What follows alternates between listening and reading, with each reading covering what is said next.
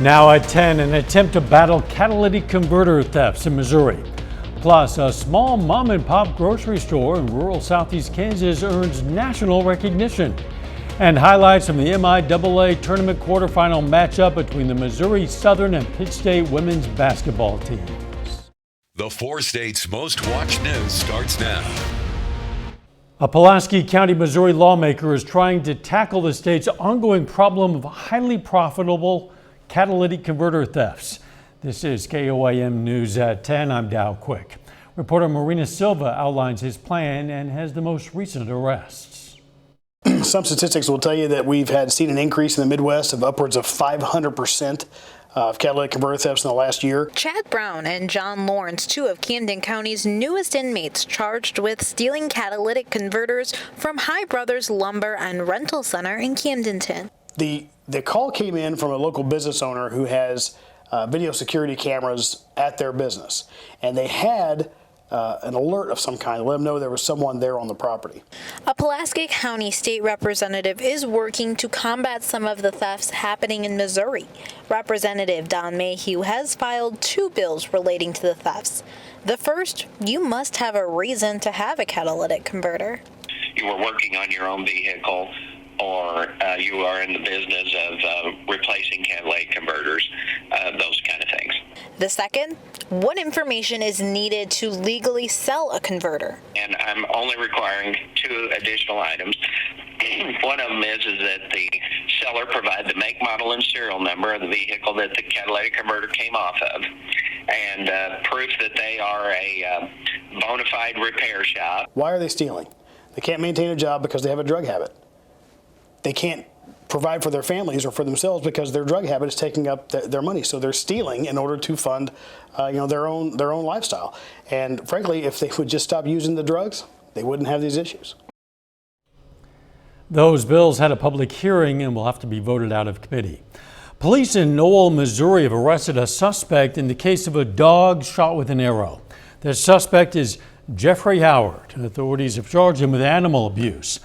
A probable cause statement gives some details of the case. The document says a neighbor claims she confronted Howard about the dog that had been walking around with an arrow through its head. The neighbor says Howard admitted shooting the dog and admitted he intended to shoot the dog a second time, but the dog ran in front of a mailman's vehicle before he could take a second shot. A veterinarian has since removed the arrow and the dog is recovering. Let's check in with meteorologist Sam Lane for a first look at the weather. Well, we had lots of dry air today and sunshine too, but boy, we had quite a bit of rainfall with that system yesterday. Basically along and south of I-44, they got over an inch of rain, around an inch here in the metro area, but notice a very tight gradient. Not very much rain at all in southeastern Kansas where they desperately need it, where the drought is still going on. Over 3 inches down in Benton County, close to 4 inches in northeastern Benton County around Pea Ridge. 3 inches south of Bentonville, around the same in Pineville, and 2.5 near Cassville. So as a result, some of the streams are getting a little bit high down there. Radar is clear right now, but boy, we had some hail yesterday stretching all the way from Ottawa County all the way up towards Nevada. And taking a closer in look, you can see the highest or the largest hail was in the Miami area, around 1.5 inches, and some hailstones were up close to 2 inches in diameter, which can do some damage. But fortunately, no hail in our forecast. I will tell you when we can expect some more rain and also a chance of snow a little bit later. Dow? See you soon. A lot of property owners are assessing the damage caused by that hail that fell yesterday in Miami, Oklahoma. A local roofing company has been busy helping with damaged roofs all around the city. Jason Shelton, owner of Absolute Royalty Roofing, says the hail was not big enough to go through the roofs, but it didn't make a big impact, caused some damage on plenty of them. He says his group has already inspected more than 70 homes and more inspections are coming. There's no way to get to all of them. There's not enough hours in the day today. So we will work all weekend long into next week. We're staying out late. We're here for any homeowners. Shelton says with storms like this, they can often help homeowners with their insurance claims. A store in Mildred, Kansas won the Outstanding Independent Award from a national organization. 25 grocery stores were recognized in Las Vegas for how they connect with their communities, and the Mildred store was one of those. It was opened in 1915 and is now owned by the for Regina Lance and her husband. They have community potlucks, live music once a month, and prom dresses they're collecting for the community. It was such an honor, and to be recognized nationally. It's one thing to be recognized locally, and sometimes you're never anybody in your own hometown, but being recognized on the national level made it a whole nother level. That town of Mildred, Kansas has a population of 23. Some high school and community college students visited Pitt State to plan their futures. The university held an open house and career expo in their College of Technology building. Students took part in demonstrations and learned about current trends in technology-related careers. They also learned what programs of study are available that support those trends. Near the access to the labs and the instructors and the students and the demonstrations that you're going to have today. It probably just kind of promotes better what we're doing here for the student, rather than them coming on a day where we aren't having open house and instructors are instructing. Hundreds of students were at that event. Still ahead, Pitt State and Missouri Southern face off in the quarterfinals of the MIAA tournament. Plus, a return to the 1950s. We'll check out how some organizations in Fort Scott, Kansas are going back in time. Pitt State and Missouri Southern met tonight in the quarterfinals of the MIAA women's basketball tournament in Kansas City. Jacob Leonard is there and has highlights and post-game reaction from tonight's rivalry matchup. Pittsburgh State and Missouri Southern hit the floor tonight in the quarterfinals of the MIAA conference tournament here in Kansas City. Now, this is the third meeting of the season between the two teams. Pittsburgh State swept Missouri Southern in the regular season, winning both in Joplin and in Pittsburgh. So the Lions tonight trying to get by the Gorillas in the third meeting when it really counts. Southern comes out hot. Caitlin Honeycutt, 3 from the corner. She hits 4 threes and scores 16 points.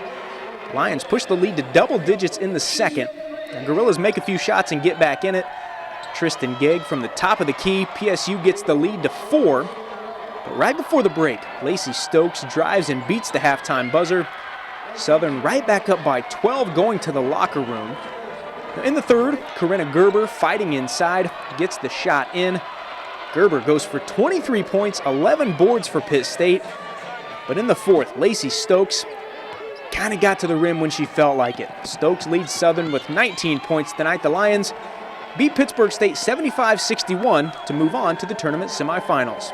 I feel like everyone was really involved in the first half offensively, so to see us all, hit some shots and give ourselves confidence, because we knew, we needed to punch first and we needed to keep them down once we punched and not let them come back. So we just stayed aggressive offensively. I think everyone did. As a whole, as our whole team, I think they was locked in, and that was probably our best 40-minute effort that we've had all year. I kind of had a little chip on my shoulder. I haven't played good against Pitt State. Either game we played them in regular season. They're our rival.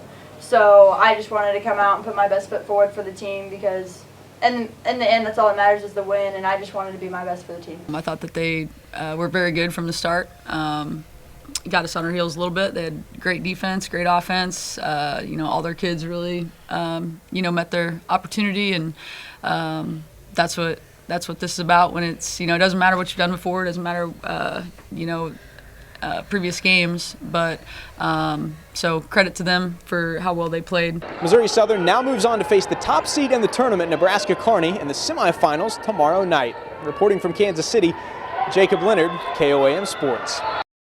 Jacob, now if Missouri Southern is able to win tomorrow night, they advance to the tournament championship scheduled for Sunday afternoon. A little bit later, one for the history books. Area students compete at Missouri Southern's History Day. And we have some nice weather for the weekend, but it's going to turn back to winter in the forecast. We'll have that when we come back.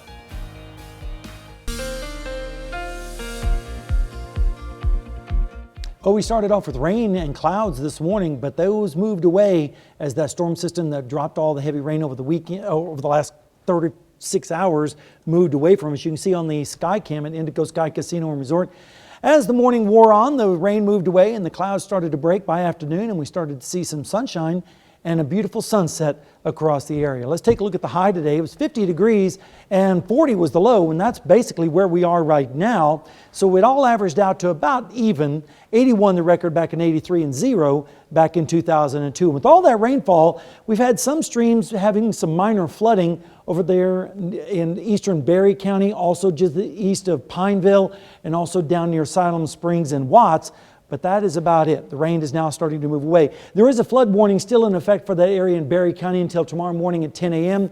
and also down in southern Delaware County until about 10:30 in the morning. But no rain expected overnight. You can see the storm system pulling away from us. As it did so, dropped the surface pressure to record levels in Paducah, Evansville, and Louisville this evening.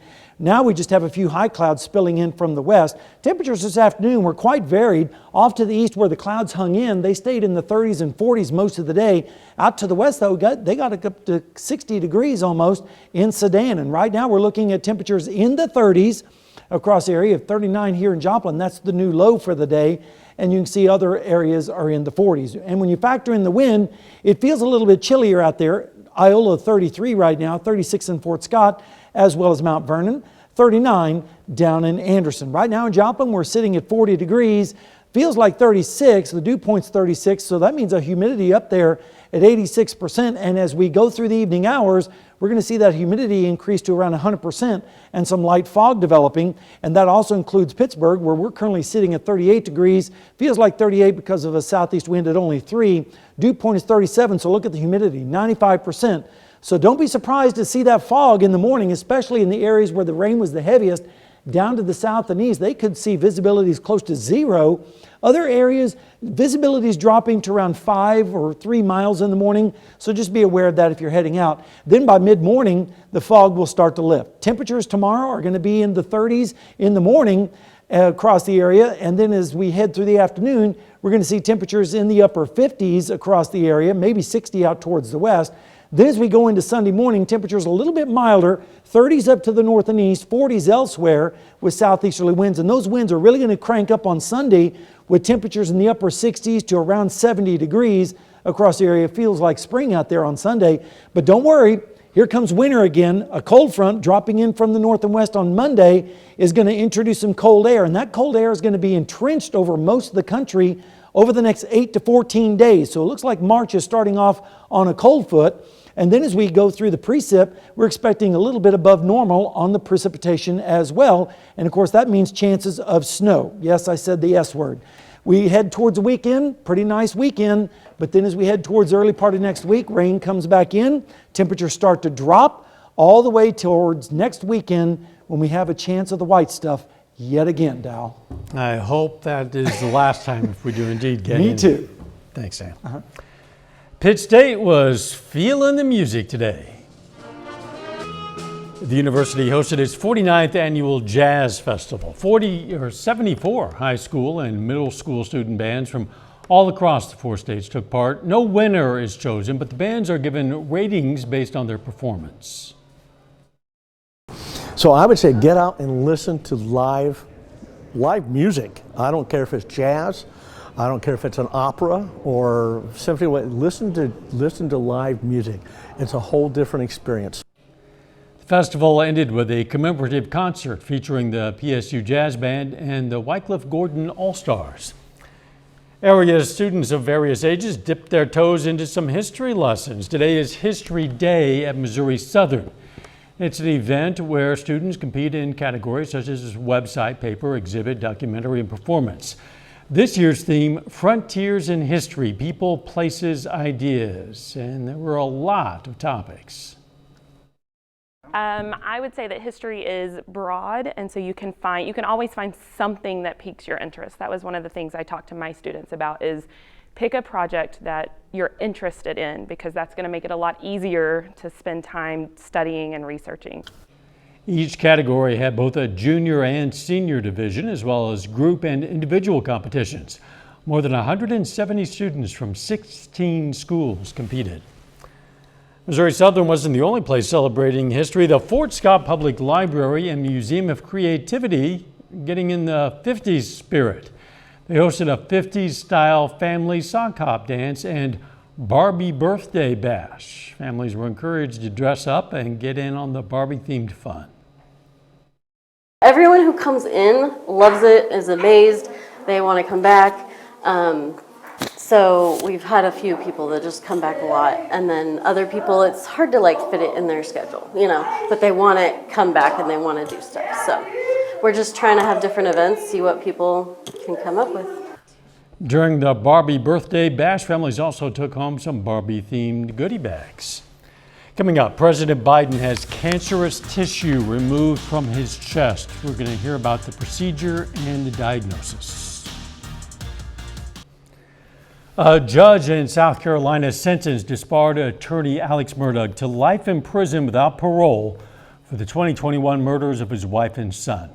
The sentence came less than 24 hours after a jury convicted him of those crimes. People who have a federal conviction for simple marijuana possession can now apply for a presidential pardon. The Biden administration started accepting pardon request applications today. To qualify, applicants must have been charged or convicted of simple possession of marijuana before October 6th in federal court or D.C. Superior Court. They also have to be a U.S. citizen or in the country legally. At President Biden's physical last month, doctors removed a skin lesion from his chest that's a common form of cancer. His doctor says the president remains fit for duty. Reporter Dania Bacchus has details. The White House says President Biden had a cancerous skin lesion removed during his physical last month. In a memo released Friday, the president's doctor said it was a basal cell carcinoma, a common form of skin cancer that does not spread like other, more serious types. All cancerous tissue was successfully removed and no further treatment is required. When there's some, it means there probably will be more, and it represents skin damage during his life. CBS News medical contributor Dr. David Agus says doctors will regularly monitor the president's skin for future issues. And if you get them early, it's a very small incision to take it out. If you wait long, it's actually a larger lesion and much more complicated. First Lady Jill Biden had 2 basal cell lesions removed from her right eye and chest in January. I am so lucky that they caught it, they removed it, and I'm healthy. Roughly 3.5 million Americans are diagnosed with skin cancer every year. So a regular skin exam should be had for every person in this country, and we should also look at our own skin. President Biden has long championed the fight against cancer, launching a moonshot initiative after the death of his son Beau to the disease. Let this be a truly American moment that rallies the country and the world together and proves that we can still do big things. Last month, Mr. Biden's doctor said he had several other skin cancers removed before he started his presidency. Danya Bacchus, CBS News. At 80 years old, there's a growing interest in President Biden's health as he prepares to run for possible re-election. Retired Army Colonel Paris Davis, one of the first black officers in the Green Berets, received the nation's highest military honor today.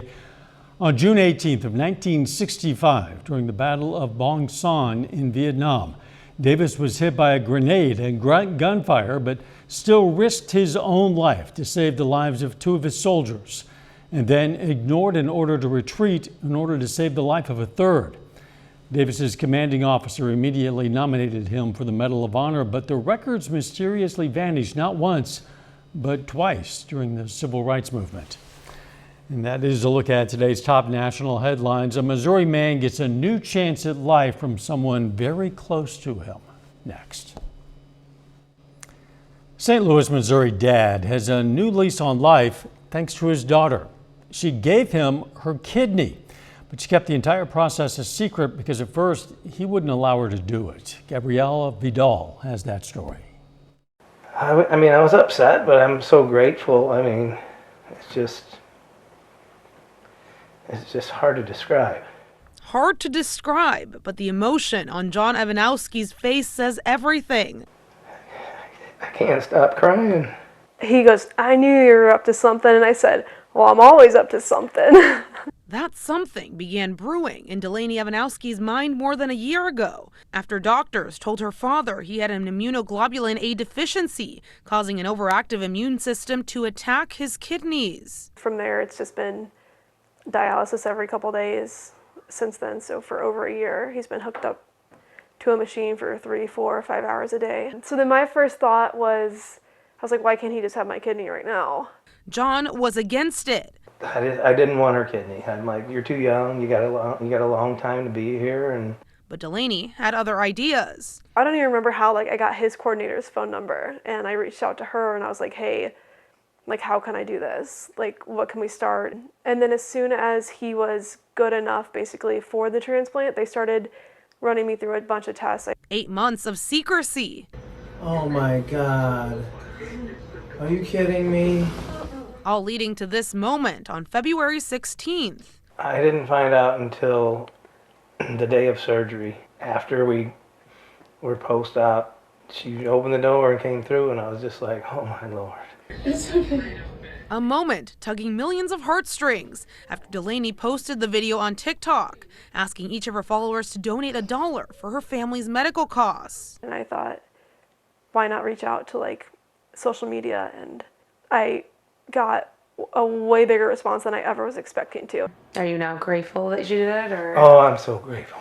Not to be hooked up to the machine anymore and be able to do what I need to do or I want to do, it's just going to be, it's a big relief. This father not only relieved, but taking a new lease on life thanks to his daughter. It is one of the greatest gifts you can ever give. I think I got something in my eye. Me too. Me too. It's something going around. Yeah, that's amazing, isn't it? That's incredible. I can understand from the father's perspective why he didn't want his daughter to do that, and I understand from the daughter's perspective He's why done a she good job did. as a dad, I would think. Obviously, obviously. We're going to have a great weekend. Lots of warm air across the area. Temperatures in the 60s and 70s or close to it. Then, unfortunately, we head towards the next week, and that's when the bottom kind of falls out. Looking at some of the latest data, quite a bit of rainfall. So it's going to be a lot of questions as to whether exactly what's going to happen next week. So you have to tune in over the weekend to get the updated forecast because it's still a little bit iffy. All right. Very good. Thanks for joining us. Enjoy your weekend, and let's make it a great one.